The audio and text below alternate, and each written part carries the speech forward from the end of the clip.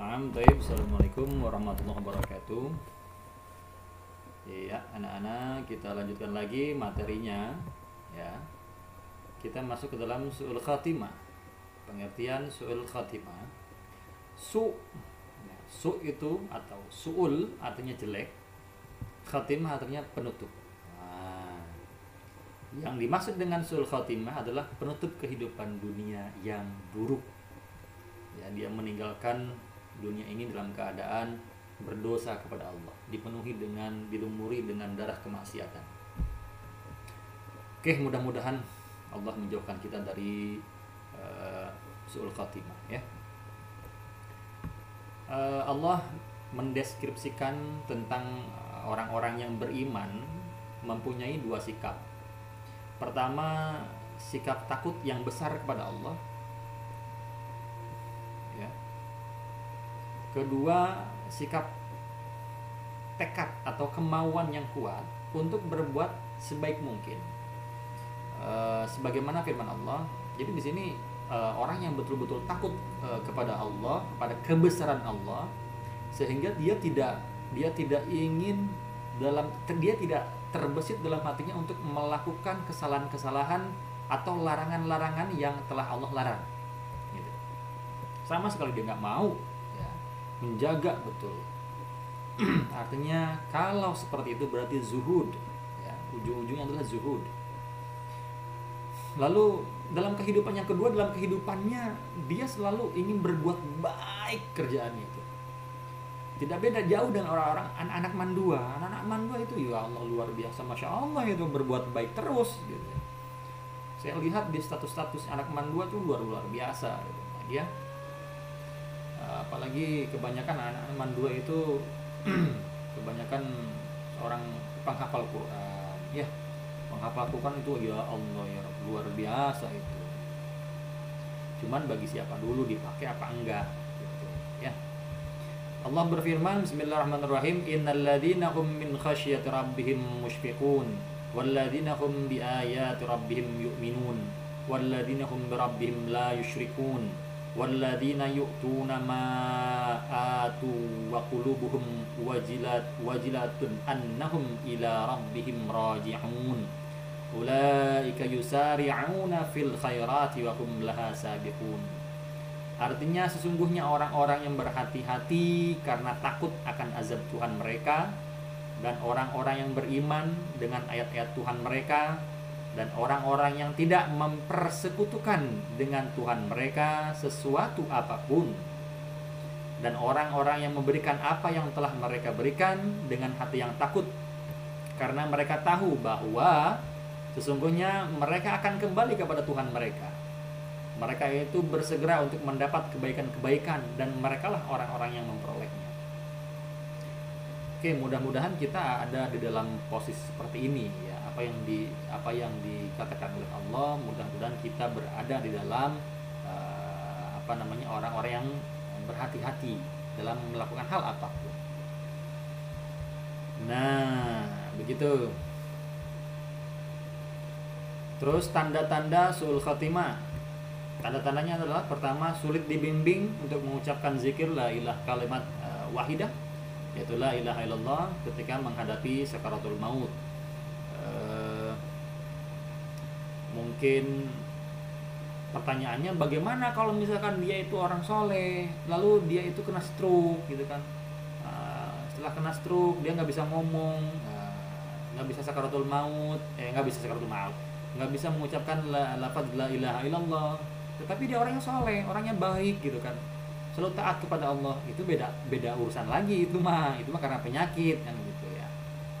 Tapi penyakit itu pun tidak mungkin bakal datang kepadanya kalau memang di dunianya dia melakukan hal-hal yang keburukan gitu ya. Terus yang kedua, sering melalaikan sholat. Nih memang untuk melalaikan sholat itu memang susah ya. Susah, selalu mentar-mentar. Misalkan ikro sholat, tar dulu mah tanggung kan gitu. Nah itu contoh daripada melalaikan sholat. Kecuali tanggungnya lagi sedang belajar gitu ya, lagi sedang membuat materi atau segala macam. Nah, itu beda lagi.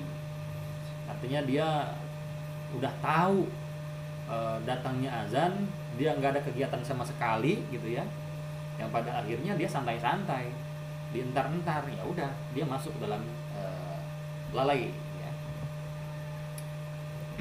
Yang ketiga, suka mengkonsumsi khamr. Anak mandua itu jarang ya, bukan jarang, nggak pernah ya, bukan jarang, kalau jarang pasti suka, tapi tidak pernah meminum khamr.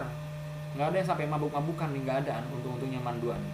Tapi wallahu alam sama orang-orang yang ya katakanlah orang-orang yang Bandung gitu, bisa jadi itu kan terbawa oleh temannya, bisa jadi satu tetes aja minum ya udah dia nggak bakal kebagian surga tuh di sana gitu ya. Meskipun dia nanti setelah minum terus sering berjalannya waktu dia taubat gitu ya, taubatnya taubat nasuha, terus seperti itu ya, insya Allah dia masuk ke dalam husnul khotimah. Terus yang keempat, durhaka kepada orang tua. Oke, yang kelima, suka berbuat zalim terhadap orang lain ya, menzalim orang lain kerjaannya tuh, jangan ya, jangan zalim lah. Mengapain sih zalim, apa untungnya zalim ya, nggak ada keuntungan di akhirat. Carilah keuntungan di akhirat. Itu dunia apa sih, dunia bau dunia mah ya. Terus yang keenam, melakukan dosa besar, keji dan tidak mau bertobat kepada Allah. Oh ini sangke ini orang, kalau udah begini udah sul khotimah dia. Terus sebab-sebab sul khotimah, pertama rusaknya akidah, hancur akidahnya, dia tidak mengenal Tuhannya, dia tidak mengenal siapa itu Tuhannya. Itu kan sebuah kebodohan yang sangat-sangat bodoh bila dia tidak mengenal siapa Tuhannya ya. Kalau misalnya udah tidak tahu mengenal Tuhannya, udahlah hancur ya. Lalu yang kedua, menunda-nunda tobat. Engkeweh gege tobat, dia melakukan dosa lagi, engkeweh tobat mana nanti aja, tobat mah gampang gitu. Nah, orang begini nih, orang ngaco tuh, jangan ya. Oke, kita mah harus selalu beristighfar kepada Allah ya, harus selalu mengingat kepada Allah. Bahkan seorang sufi sendiri mengatakan 1 detik aja tidak mengingat Allah itu dosa.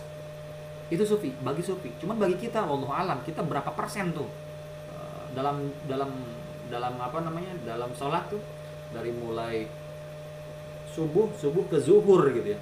Subuh ke zuhur jaraknya lumayan jauh. Nah kira-kira antara subuh ke zuhur ini kita ingat sama Allahnya berapa kali? Kita zikir sama Allahnya berapa kali? Kita taubat sama Allahnya berapa kali? Gitu kan? Kan kadang-kadang kita mah teledor, bodoh amatan, terlalu sibuk dengan kenikmatan sendiri, dengan kesibukan sendiri. Kan kebanyakan kita kan seperti itu. Mudah-mudahan lah, mintalah sama Allah, ya Allah ya Rob, kalau biar sholat gitu, ya Allah ya Rob, mudah-mudahan tolonglah bimbing hamba ya dalam jalan yang lurus, artinya jalan yang ditempuh sama para salafus soleh. Ketika mereka setelah selesai sholat, ya udah sholat itu. Sholat itu kan hanya sebatas latihan untuk dzikir sama Allah. Lalu kapan dipakainya? Dipakainya ketika antara itu tuh, yang tidak sholat itu, yang sebelum sholat ya, setelah subuh dan zuhur itu. Terus yang ketiga, adanya ketergantungan kepada dunia, artinya cinta dunia, dan terjerumus kepada jalan-jalan yang terlarang. Bisa jadi orang-orang yang akidahnya lemah, lalu ekonominya ya katakanlah tidak ada, bisa jadi dengan adanya ajakan teman, bisa jadi juga karena desakan orang tua yang disuruh membayar kontrakan, akhirnya dia mencari hal-hal yang tidak benar gitu kan. Kalau perempuan dia menjadi PSK ya, kalau PSK kan lumayan tuh, dapat keuntungan dari hasil usahanya itu, usaha esek-eseknya kan lumayan tuh kan, uangnya kan besar itu kan, bisa jadi gitu, seperti itu. Terus yang selanjutnya yang keempat, menyeleweng dari jalan yang lurus dan menolak terhadap kebenaran serta petunjuk. Nah kalau orang menolak berarti dia kafir gitu ya, karena kafir itu kan kafaro itu artinya menutup diri menutup diri dari ajakan Allah. Begitu. Selanjutnya gandrung kepada kemaksiatan. Selanjutnya bunuh diri dengan segala macam caranya. Nah, yang selanjutnya adalah alam barzah. Alam barzah itu alam kubur lah, ya. Alam barzah itu alam kubur. Ini Kementerian Agama RI menjelaskan barzah itu sebagai yang pertama alam transisi antara dunia dan akhirat, sebagai tempat roh orang mati berada, alam yang memisahkan kehidupan dunia dan akhirat, alam kubur ya. Yang kedua, keadaan seorang sufi yang mengalami fana. Jadi barzah itu jadi seorang sufi ya, yang mengalami sebuah fana. Artinya fana itu sudah tidak ingat apapun, yang ada hanyalah Allah. Dirinya dan alam semesta ini tidak ada, yang ada hanyalah Allah. Dan bako, yang seakan-akan terhalang atau terpisah dari kesadaran tentang lingkungan sosialnya. Ini pernah terjadi pada Nabi Muhammad, ketika waktu itu Nabi Muhammad masuk ke dalam alam fana, gitu. Masuk ke dalam fana, saking luar biasanya hadirnya Allah dalam dirinya, ya, dalam kolbunya, sehingga ketika ditanya oleh istrinya Siti Aisyah, ya Rasul, terus lalu Rasul menyapa, siapa engkau? Siapa engkau? Aku ya Rasul, istrimu gitu. Aku istrimu ya Rasul. Aisyah, istri aku gitu kan. Rasul kebingungan di situ, siapa gitu. Nah, kalau dipandang dari kacamata syariah, tidak mengenal terhadap istrinya itu jatuh talak loh. Sudah jatuh talak. Cuman dikarenakan dalam keadaan fana, saking indah berduaan bermesraan dengan Allah, sampai sekelilingnya pun dia tidak tahu, dia tidak sadar diri. Nah, itulah orang-orang sufi ini. Itu masuk dalam barzah bagi orang-orang sufi. Gitu ya. Dia tidak kenal siapapun, yang ada hanyalah Allah. Pernah juga terjadi pada waktu bukan di Indonesia, terjadi seorang ulama yang namanya Siti Jenar. Siti Jenar pernah ditanya, Siti Jenar, siapa Siti Jenar? Kata Siti Jenar, ya engkau Siti Jenar, gak ada Siti Jenar, yang ada hanyalah Allah, katanya. Aku bukan Siti Jenar. Siapa? Katanya. Lalu kamu siapa? Aku adalah Allah. Wah, sampai seperti itunya. Nah, dulu di kalangan umat Islam yang belum berkembang dalam masalah intelektual spiritualnya, itu langsung mengatakan dia itu kafir. Kalau sekarang seiring perkembangan ilmu pengetahuan, ternyata Siti Jenar dalam posisi fana. Begitu.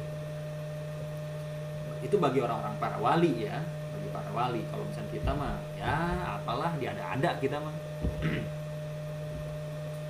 Lalu yang ketiga, barzah itu penghalang, pembatas di antara dua hal atau kawasan. Adapun yang dimaksud dengan barzah yang dalam bahasan ini adalah sebagaimana yang terdapat dalam nomor 1 ya, yaitu alam kubur. Allah menyebutnya 3 kali dalam surah Al-Mu'minun, Ar-Rahman, Al-Furqan, gitu ya. Al-Mu'minun ayat 99 sampai 100. Bismillahirrahmanirrahim. Hatta idza jaa ahaduhumul maut qala rabbirji'u la'alli a'malu salihan fima taraktu kalla innaha kalimatun huwa qailuha wa min waraihim barzakhun ila yaumi yub'atsun. Artinya demikianlah keadaan orang-orang kafir hingga apabila datang kematian kepada seseorang dari mereka, dia berkata, ya Tuhanku, kembalikanlah aku ke dunia agar aku berbuat amal yang soleh terhadap yang telah aku tinggalkan. Sekali-kali tidak, sesungguhnya itu adalah perkataan yang diucapkan saja, dan di hadapan mereka ada dinding sampai hari mereka dibangkitkan. Ya, begitulah. Itu gambaran-gambaran orang-orang yang kafir sama Allah, orang yang selalu berbuat maksiat kepada Allah, yang pada ujung-ujungnya minta dikembaliin lagi ke dunia, ingin hal-hal yang benar gitu, melakukan hal yang benar gitu. Dan ternyata banyak yang mati suri, setelah mati suri dia selalu menyampaikan hal kebenaran gitu. Ternyata ketika mati suri digambarkan seluruhnya tuh alam barzah, wah, gambaran-gambarannya ya banyak kok.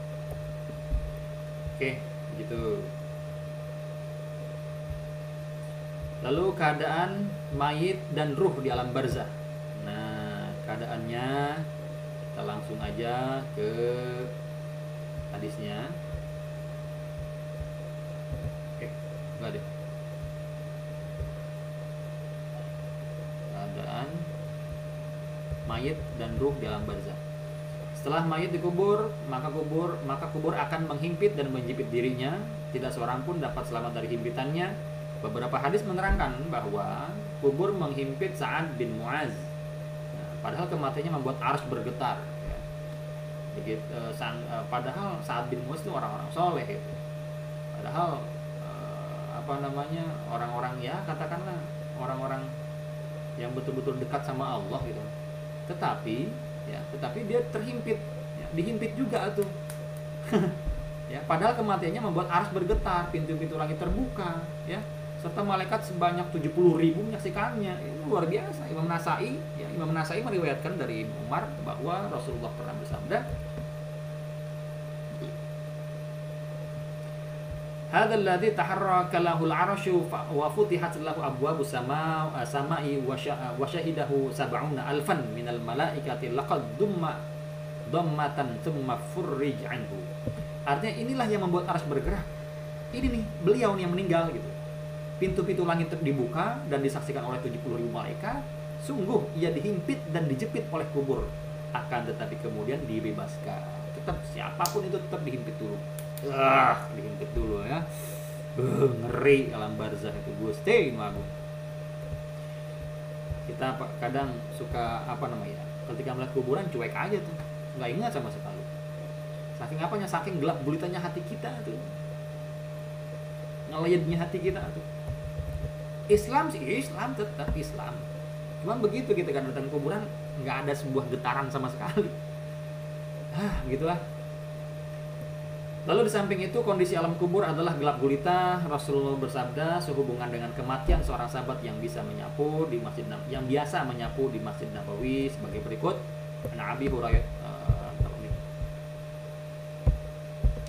Abi Hurairah anna imra'atan sauda kanat taqumul masjid aw syaban fafaqadaha Rasulullah sallallahu alaihi wasallam fasa'ala anha aw anhu faqalu mata qala afala kuntum adantumuni qala faka'annahum sagharu amraha aw amrahu faqala dulluni 'ala al-qibri fadulluhu fasalla 'alaiha thumma qala inna hadhil qubura mamlu'atun zulmatan 'ala ahliha wa anna Allah 'azza wa jalla yunawwiruha lahum bi salati 'alaihim rawahul Bukhari wal Muslim. Artinya dari sahabat Abu Hurairah bahwa seorang wanita hitam gelap, ya, seorang pemuda biasa menyapu di masjid pada masa Rasul, Masjid Nabawi, Rasul tidak mendapatinya sehingga Rasul bertanya, ya, menanyakan. Para sahabat menjawab, dia telah meninggal. Lalu Rasul berkata lagi, kenapa kalian tidak memberitahu aku? Gitu loh. Abu Hurairah berkata, seolah-olah mereka meremehkan urusannya. Rasul bersabda, tunjukkan kuburannya padaku. Lalu mereka menunjukkannya. Beliau pun kemudian menyolati wanita tersebut, lalu bersabda, sesungguhnya kuburan-kuburan ini dipenuhi kegelapan bagi para penghuninya, dan sesungguhnya Allah menyinarinya bagi mereka yang dengan sholatku terhadap mereka. Artinya kalau misalkan kita ada yang meninggal, ya harus disolatin, siapapun itu harus disolatin, ya. Jangan mentang-mentang dia mah waktu hidupnya preman, dia mah di kampungnya tuh nggak usah disolatin. Loh, jangan juga ya, nggak boleh, kesian sama mayitnya ya. Ketika seorang imam setelah selesai sholat menanyakan hadal mayit khair, jawab khair, baik ya, kesian sama mayitnya, begitu. Kalau misalkan kalau kita nggak mengatakan enggak, jelek dia mah, jangan juga tuh, seolah-olah kita pun menolak untuk melakukan kebaikan nanti. Kita pun tidak ada kepastian dari Allah untuk masuk surga, nggak ada, men. Ya.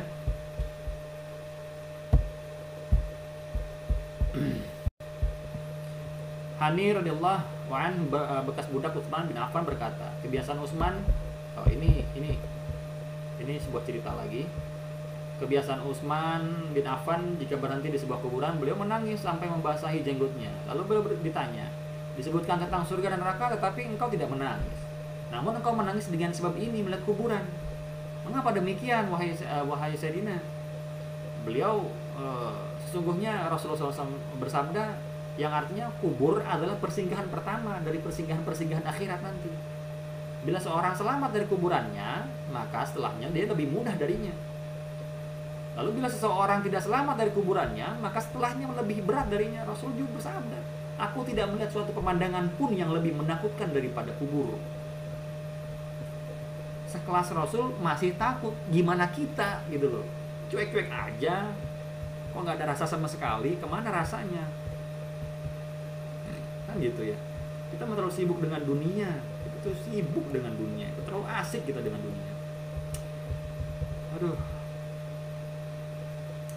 Adapun keberadaan roh di alam barzah akan terus seperti apa adanya dan tidak akan hancur ataupun punah. Itu roh. Yang punah itu tulang belulang, daging-daging, darah segala macam itu akan punah.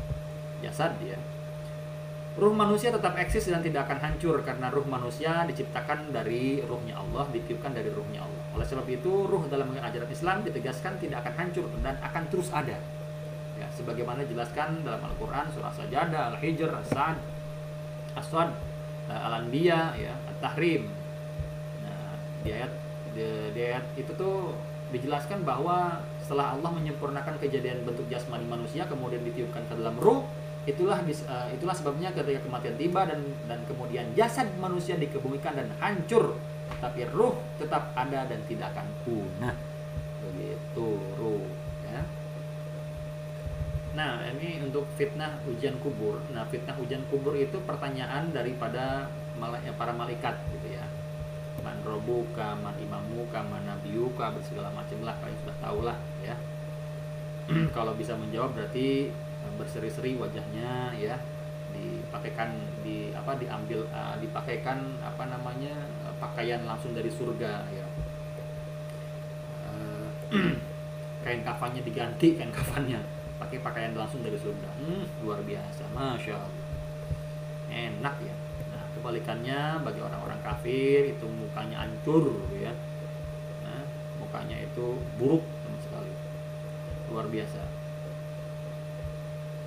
Bahkan saking buruknya itu dia berkata, wahai Tuhanku katanya, tolong dong jangan datangin hari kiamat, ngebal kuat saya mah. Tapi cek Allah nggak bisa. Lag-lag sih ada bongana saya baheula kafir ka aing, bongana saya tara salat, bongana saya tara beriman ka aing. Gitu. Ya. Oke, yang keempat, nikmat kubur dan siksa kubur. Orang yang meninggal dalam keadaan husnul khatimah akan mendapatkan nikmat kubur ya. Lalu sementara orang meninggal dalam keadaan husnul khatimah akan mendapatkan siksa kubur. Penjelasan tentang adanya nikmat kubur adalah firman Allah surah Al-Imran ayat 169. Bismillahirrahmanirrahim. Wala tahsabannalladzina qutilu fi sabilillahi amwata bal ahya'u 'inda rabbihim yurzaqun. Janganlah kamu mengira bahwa orang-orang yang gugur di jalan Allah itu mati. Enggak, men. Ya. Bahkan mereka itu hidup di sisi Tuhannya dengan mendapat rezeki. Nah, mereka adalah para nabi, para orang-orang soleh, para ulama, ya, para wali. Itu ada. Makanya kalau ketika kita yang masih hidup mengirimkan hadiah Al-Fatihah sama mereka yang sudah meninggal, itu sampai. Kok sampai? Iyalah secara gini aja deh, contohnya deh ya.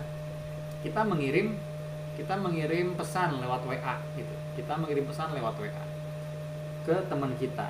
Sampai nggak ke teman kita? Sampai kan? Lalu ketika sampai itu lewat apa sih? Ada gelombang kan di situ. Pesan aja nyampe lewat gelombang. Bagaimana dengan surah Al-Fatihah? Ya, pasti nyampe gitu. Yang membuat gelombang siapa? Ya Allah. Gitu. Ya, itu dari aklinya aja udah bisa dijawab gitu. Pada zaman sekarang. Ya. Oke. Selanjutnya, barzah tidak dikhususkan bagi para nabi, rasul, syuhada dan orang-orang saja. Bagi orang kafir juga sama, ya. Terus di sini firman Allah surah Al-Mu'minun ayat 45 sampai 46.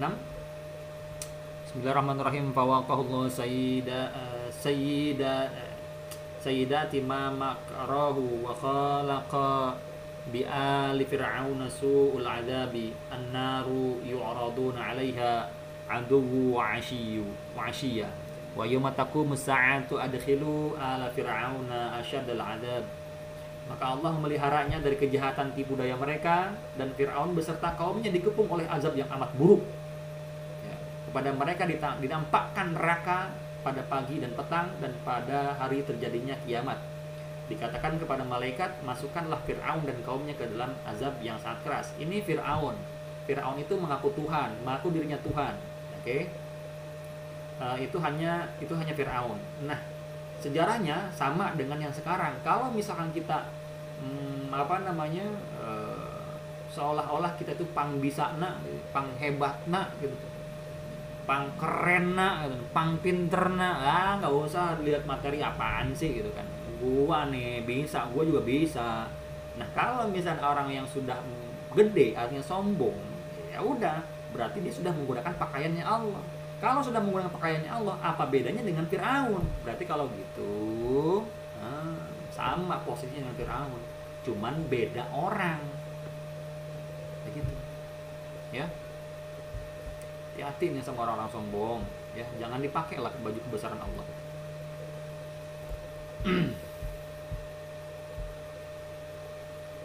Nah, kondisi manusia dalam barzah dapat dikelompokkan menjadi 3, yaitu kelompok orang yang mendapat nikmat dan kebahagiaan, ya, yang kedua kelompok orang yang mendapat siksaan dan kesengsaraan, lalu yang ketiga kelompok orang yang dibiarkan saja tanpa kenikmatan dan tanpa siksaan. Siapa mereka? Mereka ini nanti ketika ketika di hari kiamat tiba itu disentak, "Woi, bangun lo!" Nah, disentak. Bagi mereka yang selalu melakukan maksiat dan dosa di dunia, tetapi tidak sebesar dosa dan maksiat yang dilakukan oleh kelompok kedua, yaitu kelompok kedua yang orang-orang kafir itu, yang orang selalu bermaksiat. Ya, oke, sampai di sini. Bila ada yang bertanya, silahkan langsung bertanya di grup, ya, jangan langsung hilang dong. Gitu. Oke, mungkin hanya cukup sekian dari materinya. Mudah-mudahan kita termasuk dalam orang-orang yang husnul khatimah dan dijauhkan dari su'ul khatimah. Oke, hayya naqtim darsana hadza bi hamdalah rabbil alamin. Syukran katsiran ala ihtimamikum ila liqa'i dinasiratal mustaqim. Assalamualaikum warahmatullahi wabarakatuh.